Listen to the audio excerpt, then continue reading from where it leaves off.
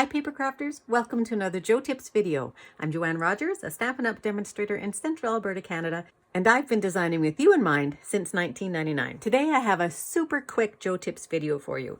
It's one that you might use when you have an embossing folder that has quite a large image on it, but you have a smaller piece of paper you want to emboss. So I have here a piece of 3 3/4 by 5 paper, and this one is very vanilla, although my card here is in Whisper White.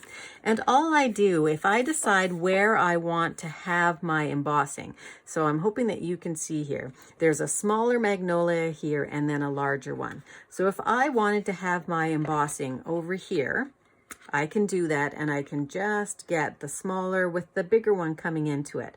The piece that I like to get the most is this larger one with this little one coming in from the side.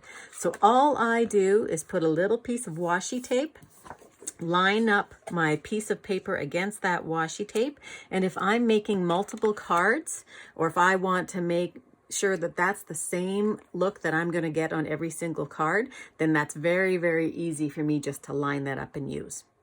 And that's it. I hope you enjoyed that video and you're going to find that tip useful. And make sure you don't miss another Joe Tips video by clicking on the subscribe button right now. And if you've got a paper crafting question you'd like answered, drop me an email at joe@designwithjoe.ca. And let's see if we can figure it out together. And if you're not yet on my mailing list, why not pop on over to www.designwithjoe.ca and get yourself signed up. I post weekly tips and tricks, all kinds of designs and ideas, and all the latest news in the Stampin' Up! World. I'd love to have you join in there too. Thanks very much, and have a great paper crafting day.